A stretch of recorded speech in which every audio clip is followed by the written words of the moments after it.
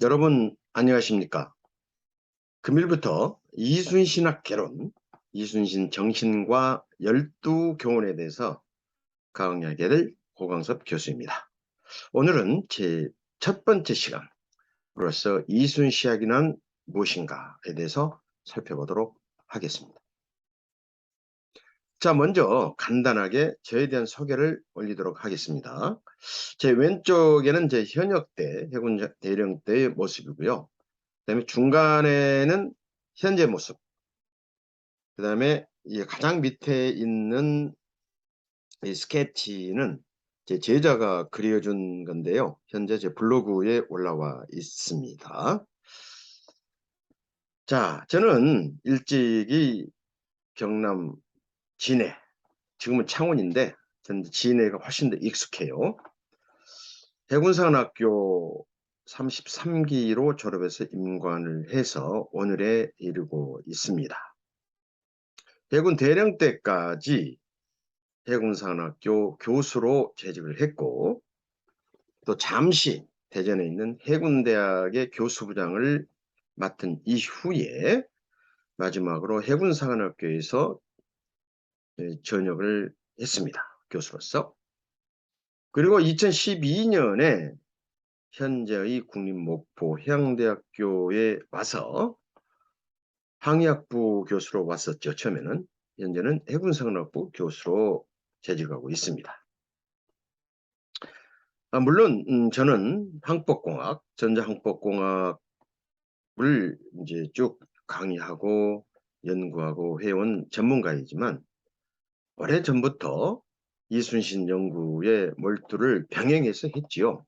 그래서 이순신 연구에 대한 논문, 그다음에 이순신 칼럼니스트, 유튜브, 블로그 활동 등을 병행해서 하고 있습니다. 자, 그럼 오늘의 주제인 이순신 학이란 무엇인가에 대해서 지금부터 살펴보도록 하겠습니다. 자, 우리가 학문의 정의를 내린다는 것, 요거 쉽지는 않지요. 자, 그럼에도 불구하고 우리가 왜 이순신 학에 대해서 나름대로의 의미를 부여하고 정의를 한번 내려봐야 되느냐, 여기에 대해서 오늘 우리가 이야기를 하게 되는 것입니다. 오늘날 존재하는 수많은 학문이 있습니다. 여기에는 과거 전통적인 학문 외에도 이 정보화 시대에 부응한 융복합적인 학문이 너무나 많이 지금 현재 전 세계적으로 출현을 하고, 또 이 학문에 상응하는 전문가, 학자들이 많이 배출되고, 또 거기에 부응하는 출판물이라든지 연구물들이 수없이 나오고 있습니다. 자, 그러면 현재 기존의 학문들, 전통적인 학문들을 포함해서 이런 학문들은 어떻게 정의가 되었는지를 우선 살펴보는 것이 이순신 학을 정의하고 의미를 부여하는 데 도움이 될 것이라고 생각이 됩니다.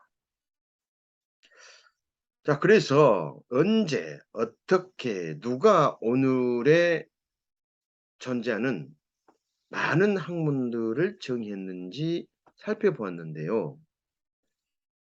사실상 결론을 말씀드린다면 이와 같은 이 언제, 어떻게 누가 정했는지는 찾기가 어려웠습니다. 불분명했다는 것이죠. 그렇다면 어떻게 이런 학문들이 사전적 의미로 또는 다양한 어떤 서적들이나 출판물에 서술되었듯이 이렇게 의미가 부여됐는지는 자연스럽게 세월이 흐르면서 형성되었다라고 보는 것이 합리적일 것 같습니다. 다만 어떤 책의 저자나 또는 연구자들이 본인의 어떤 출판물에 기록해 놓은 학문에 대한 의미 부여는 자체 해석에 따른 것이 상당 부분 많이 있습니다.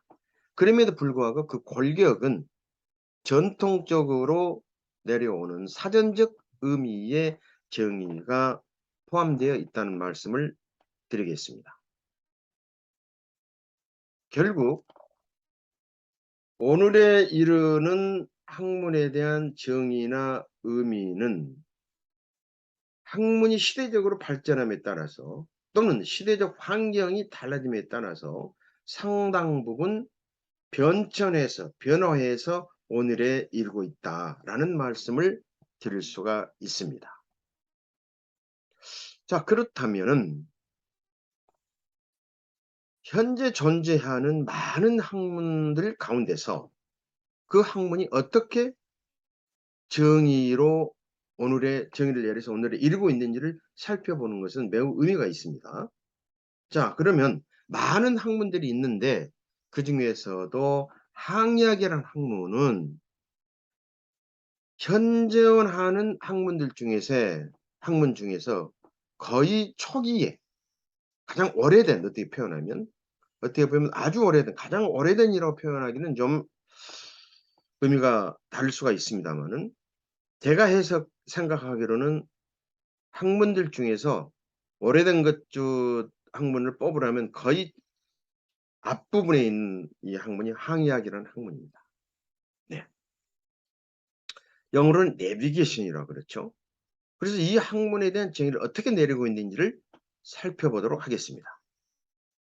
자, 우선 The American Practical Navigator. 이 교재입니다. 항의학 교재. 아주 오래된 교재임에도 불구하고 아주 전통적으로 미국에서는 항해사들이라든지 항해학을 강의하고 있는 대학이나 이 기관에서 자주 이제 활용되고 있는 기본서입니다. 과거에. 물론 현재는 좀 다릅니다만은. 자, 여기에 보면은 이동체를 한 장소에서 다른 장소로 이동시키는 과정을 계획하고 기록하고 조정하는 과정이다. 즉 영어로 얘기하면 이동시키는 프로세싱, 이 과정에서 플래닝, 레코딩, 그다음에 컨트롤 하는 프로세싱이다. 이렇게 정의를 내리고 있습니다. 자, 그다음 어드미럴리티 내비게이션 매뉴얼, 영국의 기본서입니다. 여기에서는 한 장소에서 다른 장소로 선박, 항공기, 우주선 및 자동차 등을 안전하고 경제적인 방법으로 운항하는 기술과 학례를 배우는 과학이다. 약간 다릅니다. 그럼에도 불구하고 좀 더 구체적으로 항해학을 정의를 하고 있지요. 다음으로는 Dutton's Nautical Navigation입니다. 이 책은 지금도 미국 해군사관학교 교재로 사용하고 있는 책임에도 불구하고 수십 년간을 지금도 이 책을 쓰고 있습니다. 다만 그 내용들이 달라지고 있어요. 그래서 이 갱신 주기를 보면 한 2년, 3년 주기로 매년 달라지고 있는데요. 수십 명의 학자들이 지금까지 대를 이어서 갱신하면서 현재까지 그 책의 명칭은 변함이 없습니다. 저는 이걸 보면서 아무리 세월이 많이 흐르고 과학이 발전하고 하지만 책 제목이 하나로서 수십 년을 내려온다는 것은 정말로 우리가 본받아야 할 부분이 아닌가, 그런 생각이 듭니다.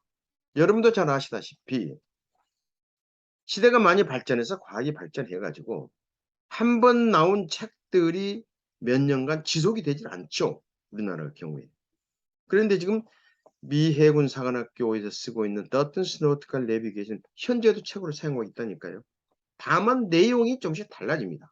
그 이론이나 이런 것들은 크게 변함이 없지만 새롭게 등장하는 출현하는 항법 장비라든지 시스템이라든지 또 거기에 따른 이론이라든지는 들이 포함되어서 지금까지 내려오고 있다는 거예요. 수십 년 동안. 예.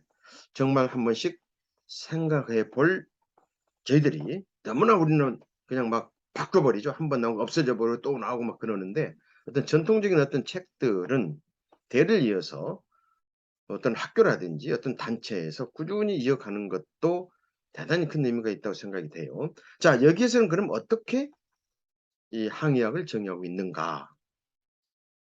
선박이라는 것을 여기는 이제 규정을 했어요.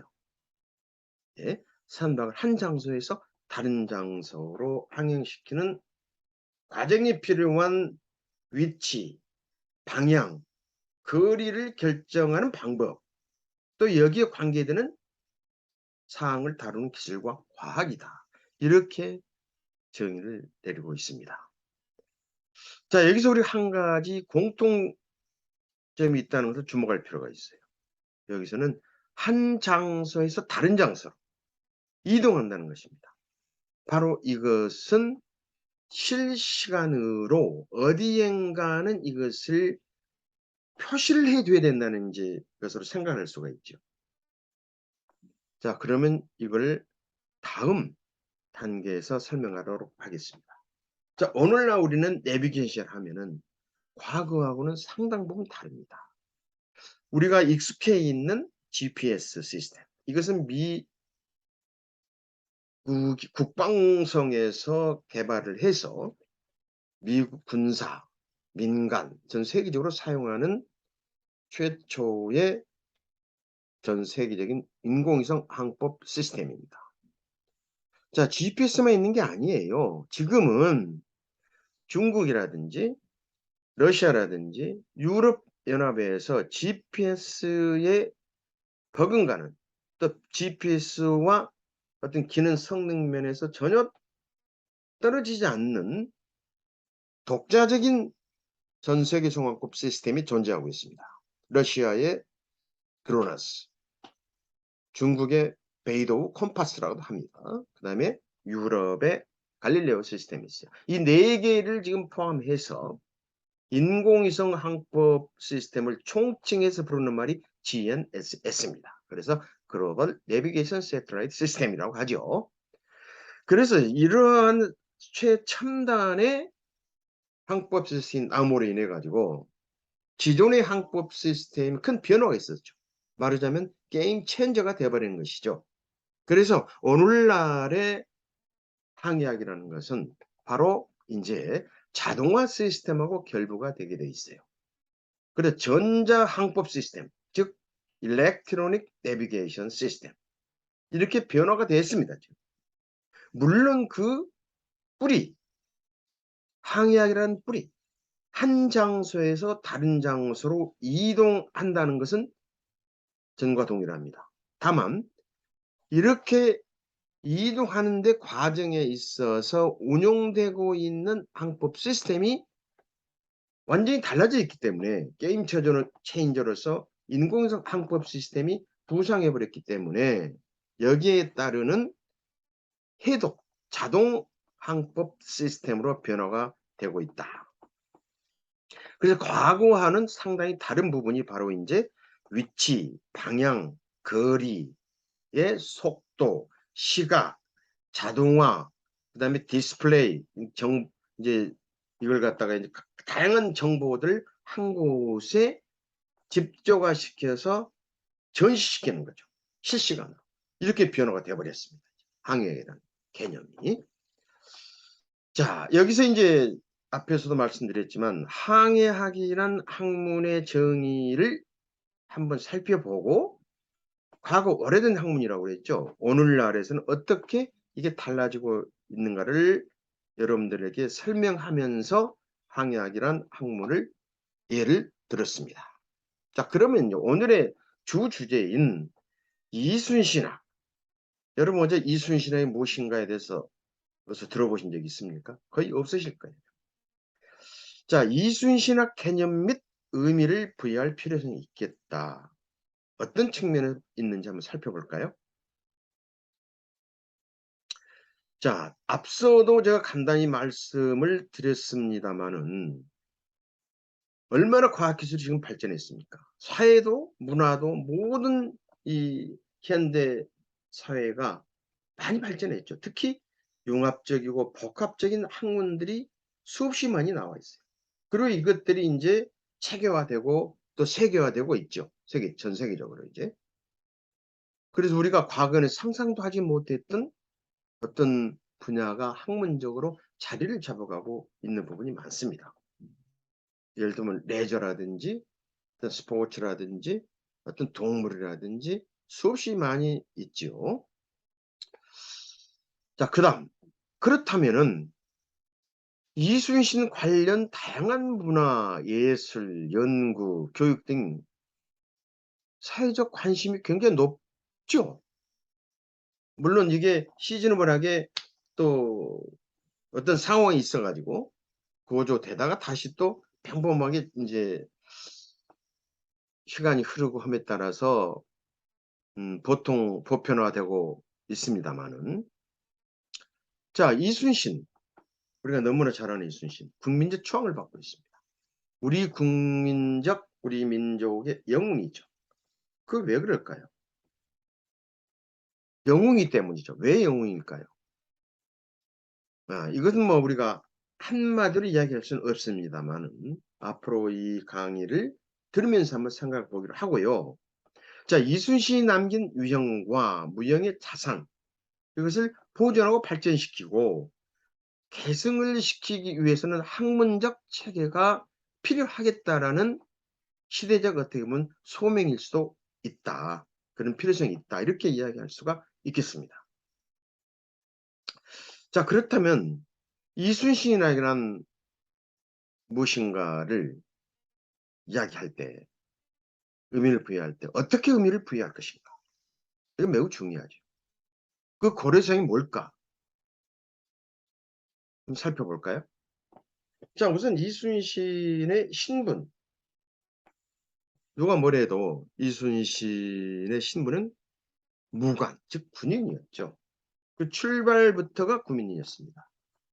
예, 오늘날 같으면 사관학교 나오고 또는 아르투시를 나오고 학사장교로서 장교로서 임관을 한 거죠. 무과를 합격하고 무인으로 출발을 했습니다. 그래서 군인으로서의 그 소속해 있는 군대에서는 전략과 전술을 먼저 생각할 수밖에 없다. 그래서 전략과 전술. 이순신의 전략과 전술, 군인으로서의 전략, 지휘관으로서의 전략과 전술을 이순신학이라는 의미의 우리가 고려상으로 넣을 수밖에 없다. 그런 말씀을 드리고. 그 다음에 이순신은 누가 뭐래도 우리 국민적 영웅 아닙니까? 영웅의 상징성은 제가 보기로는 시대가 흘러도 그 정신, 그 변하지 않는 정신을 두 번째 이순신학 의미를 부여하는데 고려상으로 생각을 해 보았습니다. 다음으로서는 이순신이 비록 군인이었지만 지도자, 이 지도자라는 범위는 매우 넓지요. 국가 지도자, 어떤 단체 기관의 지도자, 어떤 회사의 지도자, 크고 작은 지도자, 그 상징성은 리더십입니다. 그 리더라는 것은 그 조직을 이끌고 그다음에 통제하고 발전시키고 또 조직의 어떤 그 설립 목적에 맞는 역할을 효율적으로 해야 되는 사람이죠. 그래서 이순신 지도자로서의 어떤 상징성, 리더십을 세 번째 의미로 즉 고려상으로 생각해 봤습니다. 그다음에 그래도 우리가 어떤 형태가 있어야죠. 물론 여기에는 이순신 남긴 자산, 저는 이렇게 표현을 하는데 이순신이 남긴 자산은 어떤 유형과 무형의 것들이 있을 수가 있습니다. 그래서 이런 것들을 즉 네 번째로 고려상으로 생각을 해 보았습니다. 자, 그러면 결코 쉽지 않는 과업이죠. 이 학문의 정의를 한다는 것은 이 개념 정립 과정을 한번 살펴보도록 하겠습니다. 앞서도 말씀을 드렸습니다마는 저는 오랫동안 바다와 관련된 이 항법공학을 연구하고 오랫동안 연구를 하고 논문도 많이 써보고 학생들을 또 사관생들을 가르쳤죠. 거의 뭐 실질적으로 시작을 하면 거의 40여 년 가까이 연구하고 가르치고 그랬죠. 자, 그럼과 동시에 제가 이순신 리더십과 충무공 정신을 강의하게 된 동기는 저희 대학에 와서 시작이 됐습니다. 이렇게 이제 리더십을 또 이순신 정신을 학생들하고 같이 학생들에 강의한다는 것은 쉽지 않은 과정이었습니다만은 기회가 있어서 이렇게 시작한 것이 이제 지금까지 이어지고 있는데, 물론 병행해서 항법과 같이 연구도 하고 강의도 하지요. 이 세월이 꽤 됐어요. 자, 한 가지 말씀드릴 수 있는 것은 그냥 된 게 아니죠. 뭐든지 오랜 기간 동안 저는 바다와 관련된 또 사관생도와 또 해양사관, 저희들은 이 해양사관을 해군사관생도 제 기준입니다만은 사관생도, 그 다음에 해양대학교 학생들, 즉 해양경찰도 되고, 그 다음에 상선사관이 되고 또 해양 관련 공무원이 되는 걸 총 포함해서 해양사관이라고 부르기도 합니다.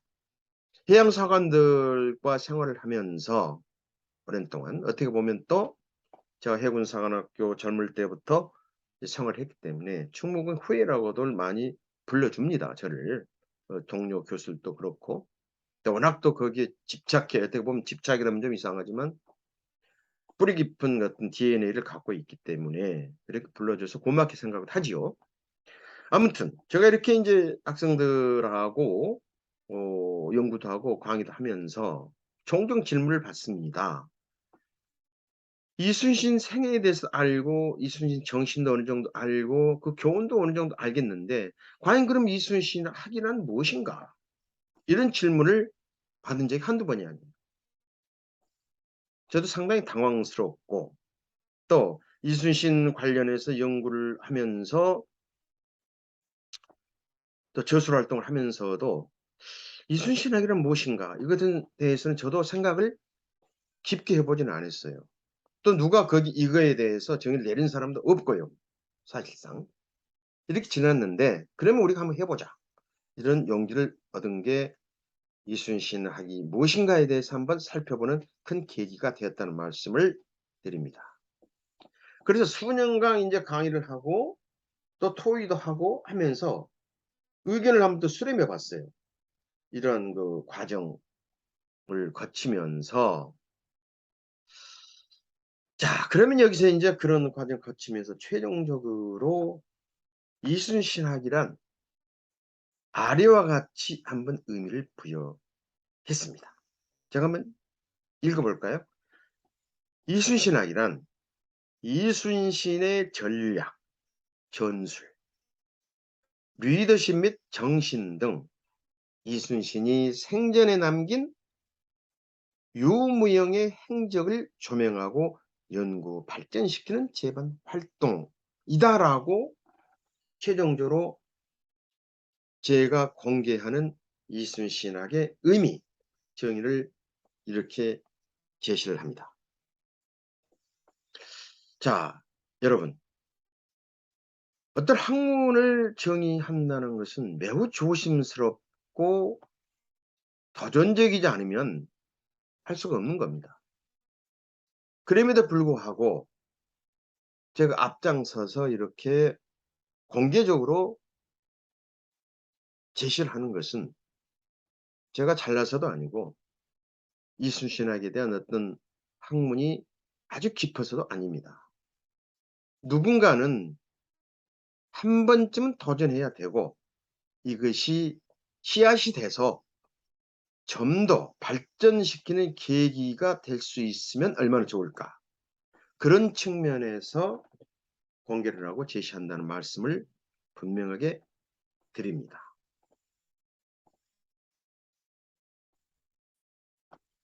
자, 그러면 우리가 이제 마무리를 해야 되겠는데요. 꼭 제가 드리고 싶은 말씀은 앞서도 말씀드렸지만 완벽할 수는 없습니다. 그럼에도 불구하고 작은 치약, 이순신학에 대한 체계를 정립시키는 계기가 될 수 있는 모먼트, 동기가 됐으면 좋겠다는 의미에서 이렇게 공개를 한다는 것을 다시 한번 말씀드립니다. 그렇기 때문에 여기서 정의한 이순신학이란 개념과 의미도 시대의 변천 또는 어떤 환경 변화에 따라서 발전시키고 또 적응돼야 가리라고 생각이 됩니다.